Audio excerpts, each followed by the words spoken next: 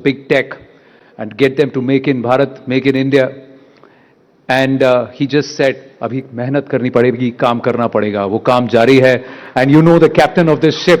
स्वागत कीजिए भारत के प्रधानमंत्री श्री नरेंद्र मोदी जी का. Please give him a rousing welcome. It's a huge honor, Modi ji, to have you with us today.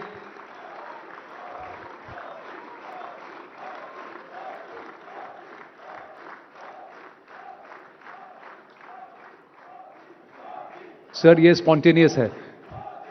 May I now request Rahul Joshi, Managing Director and Group Editor-in-Chief, Network 18, to please welcome the Honorable Prime Minister.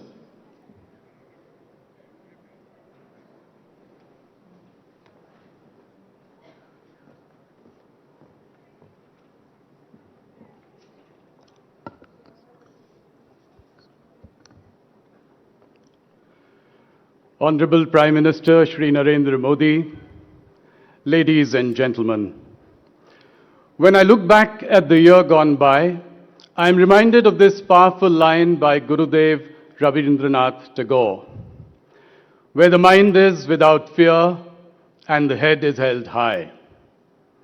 If Pahalgam was a barbaric, cowardly, dastardly act of terror, Operation Sindoor was a fitting, retaliatory act of bravery, courage, and conviction. We struck at the heart of Pakistan, invoking fear and calling their nuclear bluff. We also sent a clear message to the world, which was much louder than the explosions at the terror camps in Pakistan. Prime Minister, you were in the war room directing Operation Sindoor as it was playing out. जो उचित समझा वही आपने किया और पाकिस्तान ने चंद दिनों में घुटने टेक दिए. जटाटवी गलज्ज्वला प्रवाहिपा वितस्थले गले विलंबे लंबिताम भुजंग तुम मालिकाम डमट डमट डमट डमन निनाद वड मर्व्यम चकार चंड तांडवम तनोत न Shiva Shivam. The Shiv Tandav Stotram does not signify destruction of the world, but destruction of falsehood, rigidity, and imbalance. Just like our strikes on Pakistan were focused, measured, and non-escalatory in nature, with significant restraint in selection and execution of targets. Ladies and gentlemen, that's the idea of Modi's India. Fearless in the face of adversity, stoic in the face of gigantic upheavals, dignified in the face of geopolitical shenanigans, and fiercely ambitious in the face of every opportunity. Prime Minister, your historic visit to Israel, from where you returned this morning at 2 a.m., is a good example. The affection you received in Tel Aviv and Jerusalem was unprecedented. And that is because you choose your friendships carefully and nurture them for life. Today, ladies and gentlemen, we stand here feeling optimistic about the future of our country and the future of the next generation. What we at News 18 call a rousing, rising Bharat. ये अंदर से उभरती गुदगुदाहट, यह देश के प्रति गौरव का भाव, यह देश की बढ़ती ताकत, उसका आत्मसम्मान, इन सब के पीछे मोदी जी के तप, त्याग और परिश्रम का बहुत बड़ा योगदान है. This feeling of optimism is not a universal feeling, nor is it a feeling that can be taken for granted. Just one glance at the topsy-turvy world around us, and you will know that this kind of optimism is rare, even though it is in abundance in our country. It has been nurtured by wise and empathetic policies, pursues year after year, despite crisis after crisis.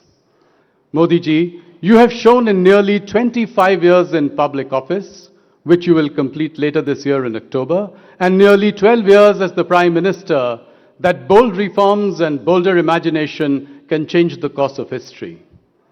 The results are there for all to see. India's economy doubled from $2 trillion in 2014 to $4 trillion last year, and went from the fragile 5 to the Fab 4. Our electronics exports have grown from rupees 38,000 crores in 2014 to rupees 4.2 lakh crores in 2025, an 11-fold increase in as many years. India's digital public infrastructure is a model for the world, and India has built 3 sovereign AI models in a matter of months. We had no semiconductor fabs in 2014, but 5 fabs had been approved until last year. The first Made in India chip will be produced later this year. Last week's AI Action Summit, which saw a parade of global CEOs and world leaders in India, reminded me of what is now a common occurrence. Whether it is the G20 meeting, the WAVE Summit, or the upcoming BRICS Summit this year, all roads lead to India. India continues to be the only large economy that is growing at more than 7% year after year. The numbers were out only today. When there is turmoil all around, you have delivered the mother of all trade deals with the European Union. Trade agreements with the UK, Oman, and New Zealand have been finalized. With America, you have negotiated with patience and dignity. Modi ji, you've led fearlessly and courageously and sent a clear message to the world. India will talk to the weak with humility, to equals with respect, and to the big and mighty with dignity. That is why the theme of this Rising Bharat Summit is Strength Within. When the country is self-confident and determined, it becomes unstoppable.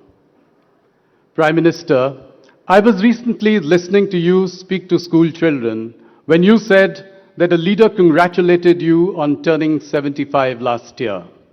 You replied, saying that you don't count what has gone by, but what you look forward to the next 25 years.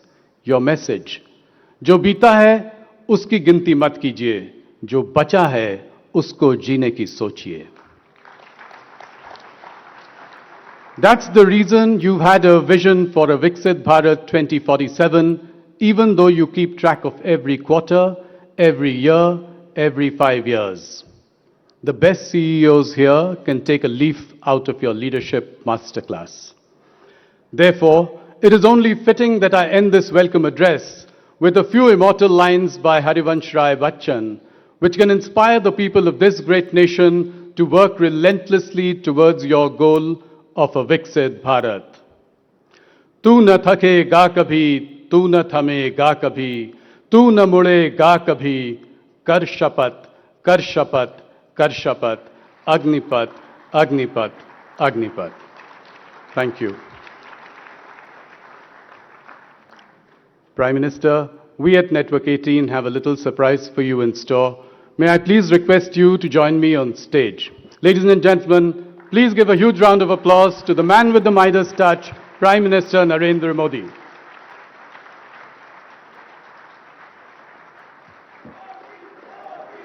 प्रधानमंत्री जी, हमारी team ने आपके लिए एक खास gift तैयार किया है. I am going to request the team to please come up. Brajesh ji, Rashmi, Soumyadeep, Nadeem, Triparna, Utpal, Alankar, Shantanu, इन सब ने मिलकर आपके 75वीं सालगिरह के लिए कुछ खास किया था. प्रधानमंत्री जी देखिए.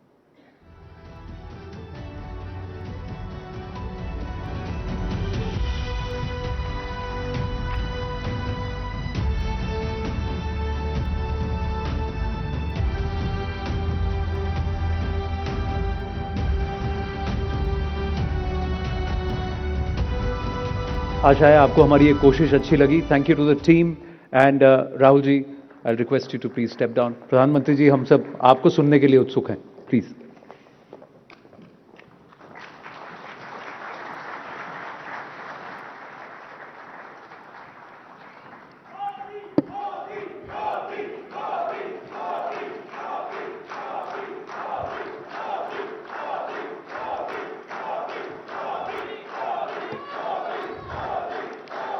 इजराइल की हवा यहां भी पहुंच गई है.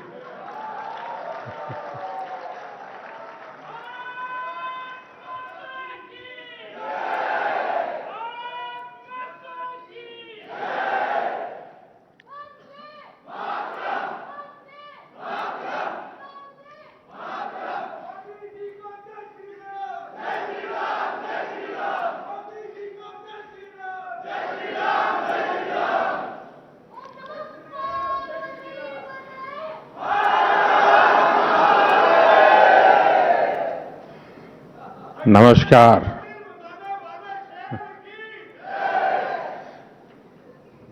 नेटवर्क 18 के सभी पत्रकार, इस व्यवस्था को देखने वाले सभी साथी, यहां उपस्थित सभी महानुभाव, देवी और सज्जनों, आप सभी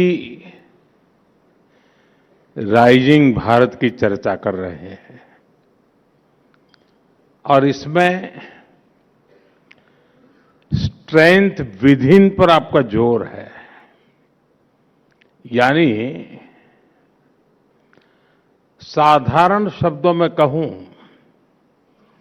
तो देश के अपने खुद के सामर्थ्य पर आपका फोकस है. और हमारे यहां तो शास्त्रों में कहा गया है, तत्वम असि. यानी जिस ब्रह्म की खोज में हम निकले हैं वो हम ही हैं, वो हमारे भीतर ही है. जो सामर्थ्य हमारे भीतर है उसे हमें पहचानना है.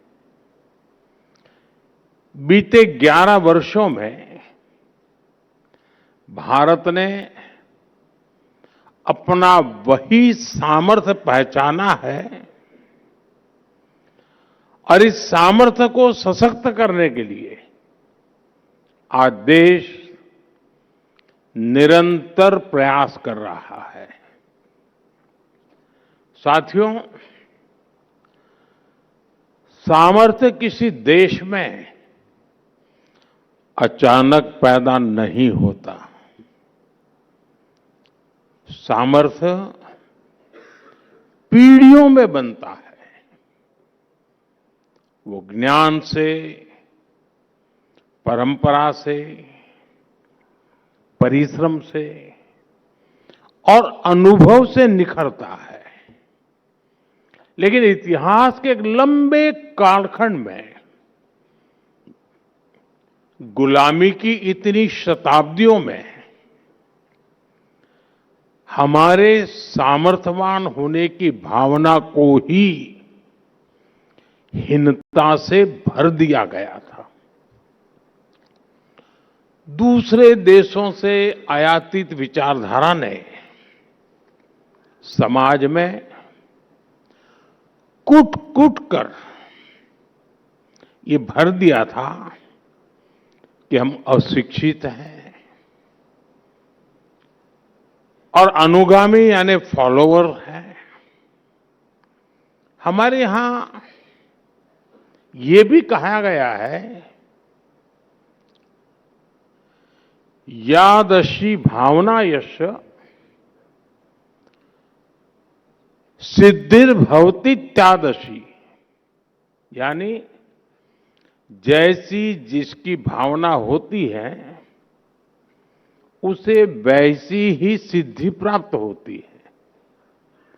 जब भावना में ही हीनता थी तो सिद्धि भी वैसी ही मिल रही है।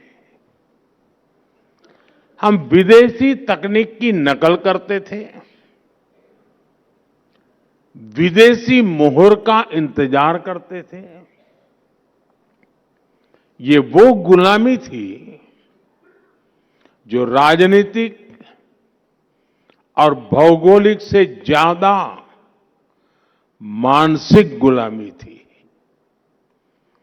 दुर्भाग्य से आजादी के बाद भी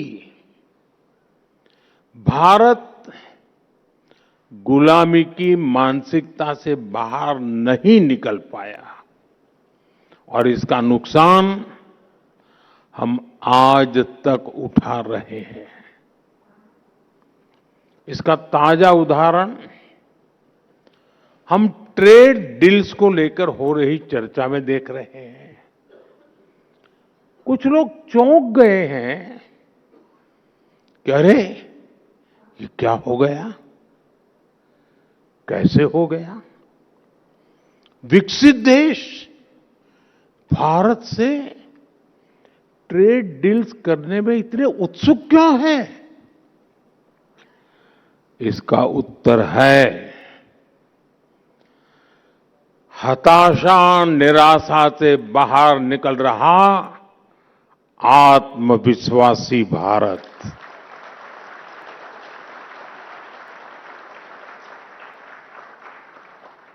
अगर देश आज भी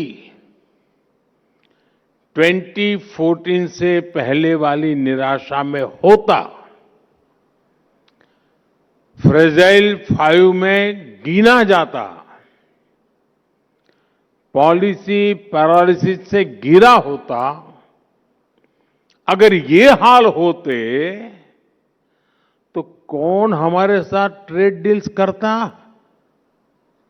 अरे हमारी तरफ देखता भी नहीं। लेकिन साथियों, बीते 11 वर्षों में देश की चेतना में नई ऊर्जा का प्रवाह हुआ है।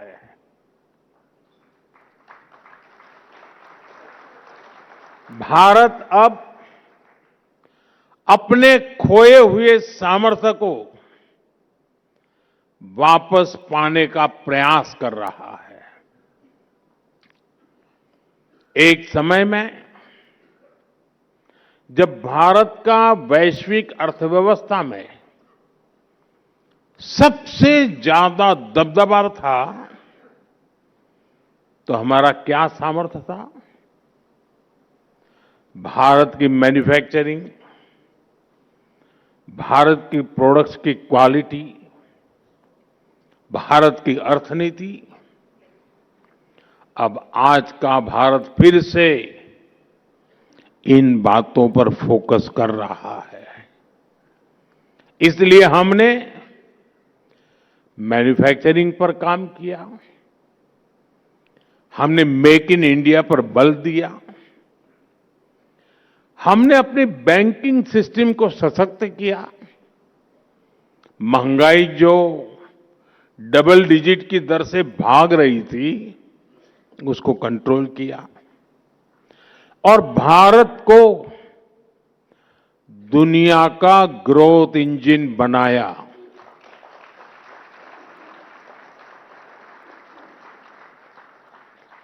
भारत का यही सामर्थ्य है कि दुनिया के विकसित देश सामने से भारत के साथ ट्रेड डील करने के लिए खुद आगे आ रहे हैं। साथियों, जब किसी राष्ट्र के भीतर छिपी हुई उसकी शक्ति जागती है तो वह नई उपलब्धियां हासिल करता है। मैं आपको कुछ और उदाहरण देता हूं। जैसे मैं जब कभी दूसरे देशों के हेड ऑफ द गवर्नमेंट से मिलता हूं तो वो जनधन, आधार और मोबाइल की त्रिशक्ति के बारे में सुनने के लिए बहुत उत्सुक होते हैं। जिस भारत में एटीएम भी दुनिया के विकसित देशों की तुलना में काफी समय बाद आया, उस भारत ने डिजिटल पेमेंट सिस्टम में ग्लोबल लीडरशिप कैसे हासिल कर ली, जहां पर सरकारी मदद की लीकेज को कड़वा सच मान लिया गया था। वो भारत डीबीटी के जरिए 24 लाख करोड़ रुपए यानी 24 ट्रिलियन रुपीज कैसे लाभार्थियों को भेज पा रहा है। भारत का डिजिटल पब्लिक इंफ्रास्ट्रक्चर आज पूरे विश्व के लिए चर्चा का विषय बन चुका है। साथियों, दुनिया हैरान होती है कि जिस भारत में 2014 तक करीब 3 करोड़ परिवार अंधेरे में थे, वो आज सोलर पावर कैपेसिटी में दुनिया के टॉप के देशों में कैसे आ गया। जिस भारत के शहरों में पब्लिक ट्रांसपोर्ट सुधरने की कोई उम्मीद न थी, वो भारत आज दुनिया का तीसरा बड़ा मेट्रो नेटवर्क वाला देश कैसे बन गया। जिस भारत के रेलवे की पहचान सिर्फ लेट लतीफी और धीमी रफ्तार से होती थी, वहां वंदे भारत, नमो भारत ऐसी सेमी हाई स्पीड कनेक्टिविटी कैसे संभव हो पा रही है। साथियों, एक समय था जब भारत नई टेक्नोलॉजी का सिर्फ और सिर्फ कंज्यूमर था। आज भारत नई टेक्नोलॉजी का निर्माता भी है और नए मानक भी स्थापित कर रहा है। और ऐसा इसलिए हुआ है क्योंकि हमने अपने सामर्थ्य को पहचाना है। जिस स्ट्रेंथ विदिन की आप चर्चा कर रहे हैं, ये उसका ही उदाहरण है। साथियों, जब हम गर्व से आगे बढ़ते हैं तो दुनिया हमें जिस नजर से देखती रही है, वो नजर भी बदली है। आप याद कीजिए, कुछ साल पहले तक दुनिया में ग्लोबल मीडिया में भारत के किसी इवेंट की कितनी कम चर्चा होती थी। भारत में होने वाले इवेंट्स को उतनी तवज्जो ही नहीं दी जाती थी। और आज देखिए, भारत जो करता है, जो एक्शन यहां होता है, उसका वैश्विक विश्लेषण होता है। एआई समिट का उदाहरण आपके सामने है, इसी भवन में हुआ है। एआई समिट में 100 से ज्यादा देश शामिल हुए। ग्लोबल नॉर्थ हो या फिर ग्लोबल साउथ, सभी एक साथ एक ही जगह एक टेबल पर बैठे। दुनिया के बड़े बड़े कॉरपोरेशंस हो या फिर छोटे छोटे स्टार्टअप, सभी एक साथ जुटे। साथियों, अब तक जितनी भी औद्योगिक क्रांतियां आई है, उनमें भारत और पूरा ग्लोबल साउथ सिर्फ फॉलोअर रहा है। लेकिन आर्टिफिशियल इंटेलिजेंस के इस युग में भारत निर्णयों में सहभागी भी है और उन्हें शेप भी कर रहा है। आज हमारे पास खुद का एआई स्टार्टअप इकोसिस्टम है। डेटा सेंटर में निवेश करने की ताकत है और एआई डेटा को स्टोर करने के लिए, प्रोसेस करने के लिए जिस पावर की सबसे ज्यादा जरूरत है, उस पर भी भारत तेजी से काम कर रहा है। हमने न्यूक्लियर पावर सेक्टर में जो रिफॉर्म किया है, वो भी भारत के एआई इकोसिस्टम को मजबूती देने में मदद करेगा। साथियों, एआई समिट का आयोजन पूरे भारत के लिए गौरव का पल था, लेकिन दुर्भाग्य से देश की सबसे पुरानी पार्टी ने देश के इस उत्सव को मैला करने का प्रयास किया। विदेशी अतिथियों के सामने कांग्रेस ने सिर्फ कपड़े नहीं उतारे, बल्कि इसने कांग्रेस के वैचारिक दिवालियेपन को भी एक्सपोज कर दिया है। जब नाकामी की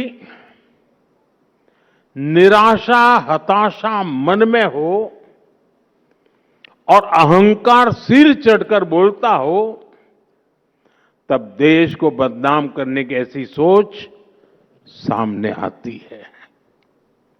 जाहिर है, कांग्रेस की इस हरकत से देश में गुस्सा है। इसलिए इन्होंने अपने पाप को सही ठहराने के लिए महात्मा गांधी जी को आगे कर दिया। कांग्रेस हर बार ऐसा ही करती है।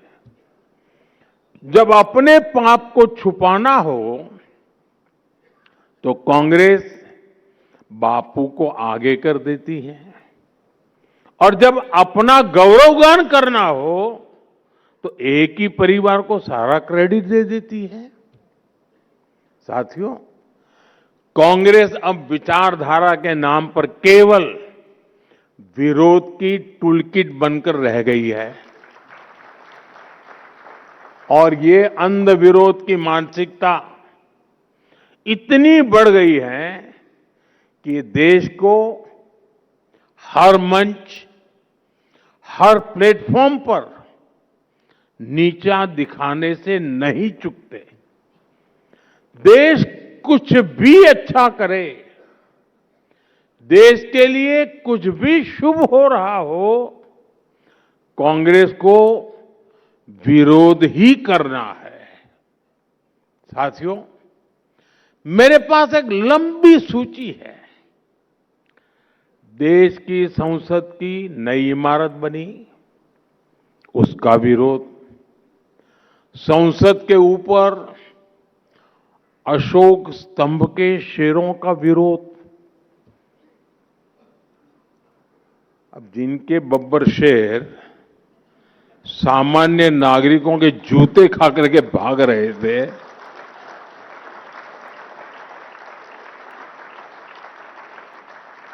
उनके संसद भवन के शेर के दांत देख करके डर लग गया उनको।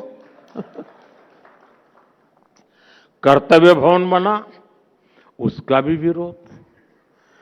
सेनाओं ने सर्जिकल स्ट्राइक की, उसका भी विरोध। बालाकोट में एयर स्ट्राइक हुई, उसका भी विरोध। ऑपरेशन सिंदूर हुआ, उसका भी विरोध। यानी देश की हर उपलब्धि पर कांग्रेस के टूलकिट से एक ही चीज निकलती है, विरोध। साथियों, देश ने आर्टिकल 370 की दीवार गिराई, देश खुश हुआ, लेकिन कांग्रेस ने विरोध किया। हमने सीएए का कानून बनाया, उसका विरोध। हम महिला आरक्षण कानून लाए, उसका विरोध। 3 तलाक के विरुद्ध कानून लाए, उसका विरोध। हम यूपीआई लेकर आए, उसका विरोध। स्वच्छ भारत अभियान लेकर आए, उसका विरोध।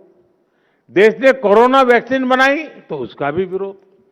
साथियों, लोकतंत्र में विपक्ष का मतलब सिर्फ अंध विरोध नहीं होता। डेमोक्रेसी में विपक्ष का मतलब वैकल्पिक विजन होता है।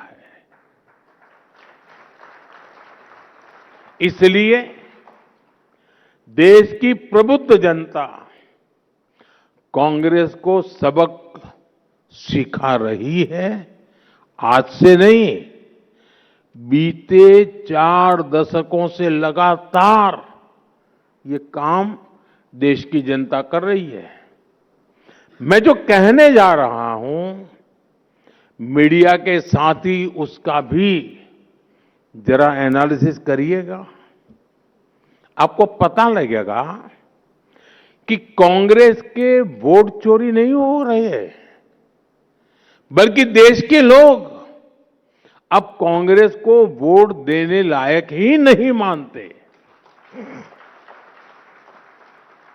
और इसकी शुरुआत 1984 के बाद ही होनी शुरू हो गई थी।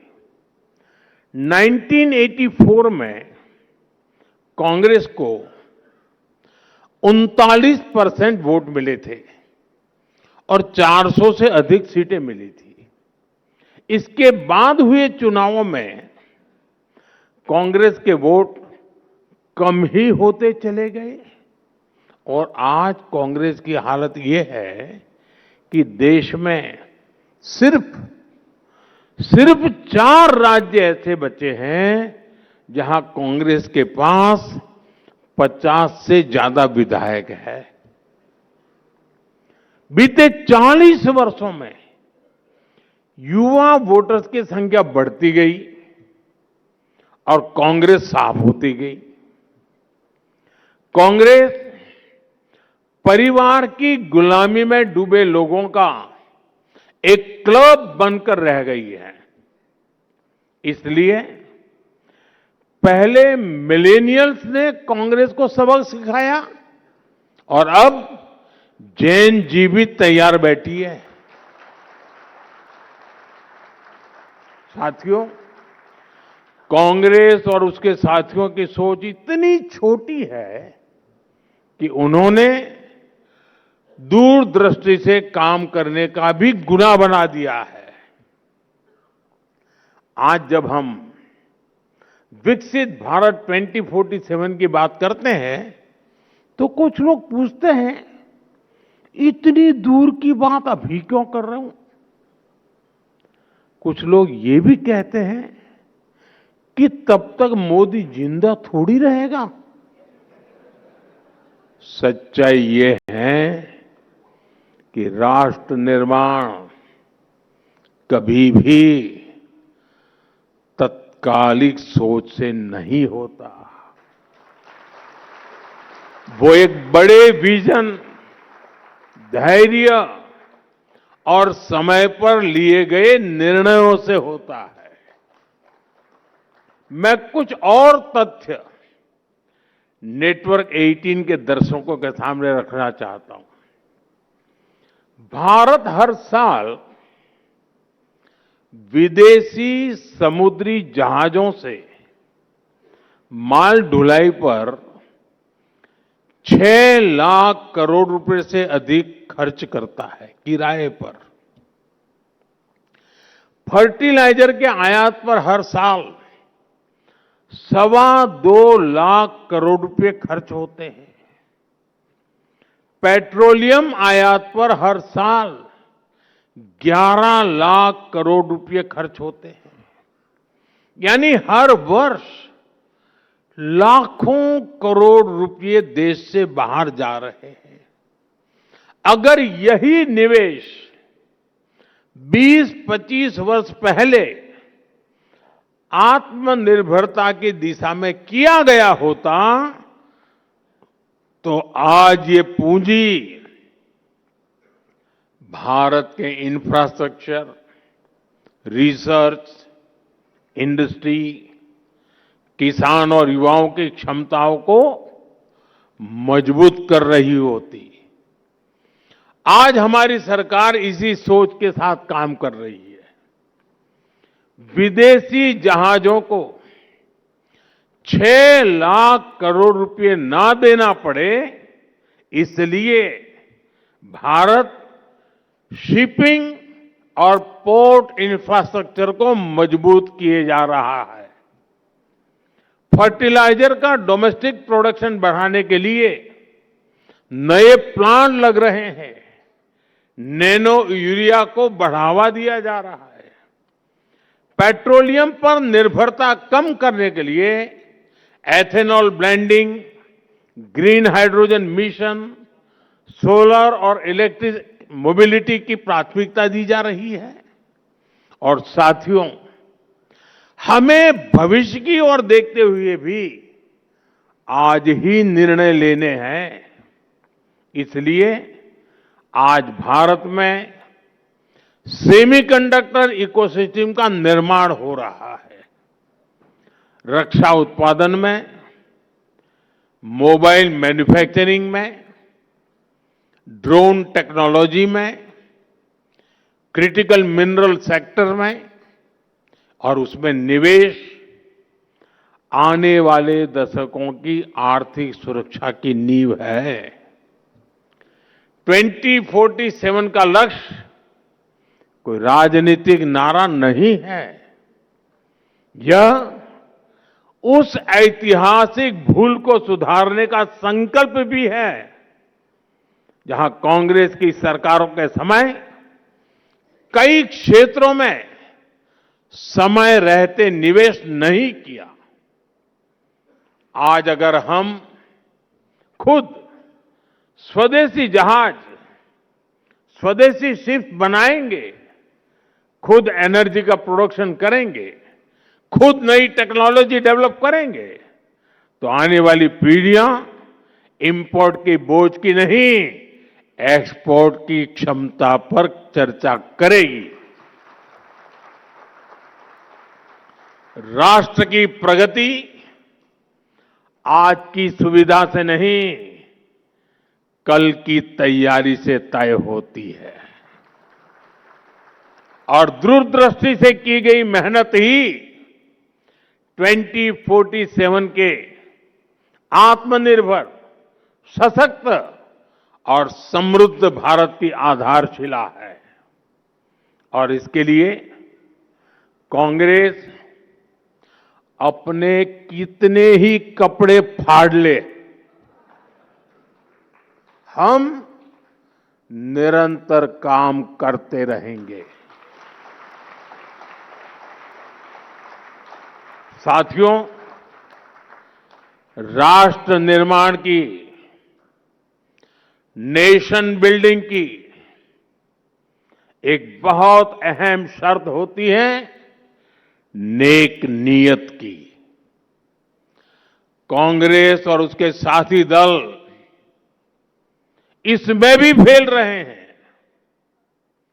कांग्रेस और उसके साथियों ने कभी नेक नीयत के साथ काम नहीं किया। गरीब का दुख, उसकी तकलीफ से भी इन्हें कोई वास्ता नहीं है। जैसे बंगाल में आज तक आयुष्मान भारत योजना लागू नहीं हुई। अगर नेक नीयत होती तो क्या गरीबों को 5 लाख रुपए तक का मुफ्त इलाज देने वाली इस योजना को बंगाल में रोका जाता क्या? नहीं। आप भी जानते हैं कि देश में पीएम आवास योजना के तहत गरीबों के लिए पक्के घर बनवाए जा रहे हैं। नेटवर्क 18 के दर्शकों को मैं एक और आंकड़ा देता हूं। तमिलनाडु के गरीब परिवारों के लिए करीब 9.5 लाख पक्के घर अलॉट किए गए हैं। 9.5 लाख। लेकिन इनमें से 3 लाख घरों का निर्माण अटक गया है। क्यों? क्योंकि डीएमके सरकार गरीबों के इन घरों के निर्माण में दिलचस्पी नहीं दिखा रही है। इसकी वजह क्या है?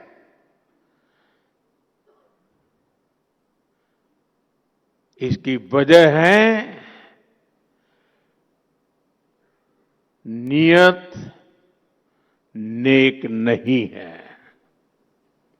साथियों, मैं आपको एग्रीकल्चर सेक्टर का भी उदाहरण देता हूं। कांग्रेस के समय में खेती किसानी को अपने हाल पर छोड़ दिया गया था। छोटे किसानों को कोई पूछता ही नहीं था। फसल बीमा का हाल बेहाल था। एमएसपी पर स्वामीनाथन कमेटी की रिपोर्ट फाइलों में दबा दी गई थी। कांग्रेस बजट में घोषणाएं जरूर करती थी, लेकिन जमीन पर कुछ नहीं होता था, क्योंकि उसकी नीयत ही नहीं थी। हमने देश के किसानों के लिए नेक नीयत के साथ काम करना शुरू किया और आज उसके परिणाम दुनिया देख रही है।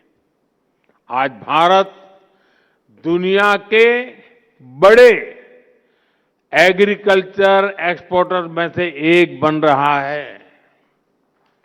हमने हर स्तर पर किसानों के लिए एक सुरक्षा कवच बनाया है।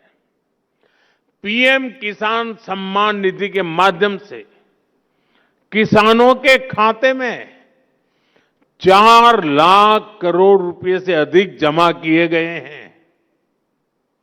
हमने लागत का 1.5 गुना एमएसपी तय किया और रिकॉर्ड खरीद भी की है। मैं आपको सिर्फ दाल का ही आंकड़ा देता हूं। यूपीए सरकार ने 10 साल में सिर्फ 6 लाख मैट्रिक टन दाल किसानों से एमएसपी पर खरीदी। 6 लाख मैट्रिक टन। और हमारी सरकार अभी तक करीब 170 लाख मैट्रिक टन यानी लगभग 30 गुना अधिक दाल एमएसपी पर खरीद कर चुकी है। अब आप तय करिए कौन किसानों के लिए काम करता है। साथियों, यूपीए सरकार किसान क्रेडिट कार्ड के जरिए भी किसानों को मदद देने में कंजूसी करती थी। अपने 10 साल में यूपीए सरकार ने 7 लाख करोड़ रुपए का कृषि ऋण किसानों को दिया। 7 लाख करोड़ रुपीस। जबकि हमारी सरकार इससे 4 गुना अधिक यानी 28 लाख करोड़ रुपए दे चुकी है। यूपीए सरकार के दौरान जहां सिर्फ 5 करोड़ किसानों को इसका लाभ मिलता था, आज ये संख्या 2 गुने से भी अधिक करीब करीब 12 करोड़ किसानों को पहुंची है। यानी देश के छोटे किसान को भी पहली बार मदद मिली है। हमारी सरकार ने पीएम फसल बीमा योजना का सुरक्षा कवच भी किसानों को दिया। इसके तहत करीब 2 लाख करोड़ रुपए किसानों को संकट के समय मिल चुके हैं। हम नेक नियत से काम कर रहे हैं, इसलिए भारत के किसानों का आत्मविश्वास बढ़ रहा है, उनकी प्रोडक्टिविटी बढ़ रही है और आय में भी वृद्धि हो रही है। साथियों, 21वीं सदी का 1/4 हिस्सा बीत चुका है। अब अगला चरण भारत के विकास का निर्णायक दौर है। वर्तमान में लिए गए निर्णय ही भविष्य की दिशा तय करेंगे। हमें अपने सामर्थ्य को पहचानते हुए उसे बढ़ाते हुए आगे चलना है। हर व्यक्ति अपने क्षेत्र में श्रेष्ठता को लक्ष्य बनाए। हर संस्था एक्सीलेंस को अपना संस्कार बनाए। हम सिर्फ उत्पाद न बनाएं, बेस्ट क्वालिटी प्रोडक्ट बनाए। हम सिर्फ रूटीन काम न करें, वर्ल्ड क्लास काम करें। हम क्षमता को परफॉर्मेंस में बदले। मैंने लाल किले से कहा है, यही समय है, सही समय है। यही समय है भारत को नई ऊंचाइयों पर ले जाने का। एक बार फिर आप सभी को बहुत बहुत शुभकामनाएं। बहुत बहुत धन्यवाद। नमस्कार।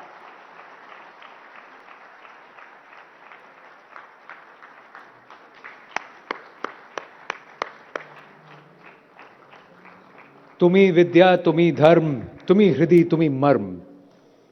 Sujalam Sufalam Mataram Vande Mataram. That's the Nek Niyat Pradhan Mantri Narendra Modi has for Bharat. A bigger round of applause for the captain of this ship. बहुत बहुत धन्यवाद प्रधानमंत्री जी. Well, he's just touched down at 2 p.m. and come straight to Rising Bharat. Guess who's touched down in Mumbai? The Prime Minister of Canada. So that's it. We move on from one deal to the next as a nation as we increase our interactions. Charaiveti, yahi to mantra hai apna. Nahi rukna, nahi thakna. Well, with that, we come to the end of the proceedings at Rising Bharat Summit with the theme Strength Within. I'm going to request all our guests to please stay where you are. We have to wait for the Prime Minister to exit the premises, please. May I request you to just hold on for another 2 minutes, just 2 more minutes. And that just gives me enough time in your august presence to thank our partners and our sponsors at Rising Bharat 2026. We thank our presenting partner, Jio Financial Services, our co-presenting partner, PhonePe and DS Group, and our powered by partner, Pernod Ricard India. And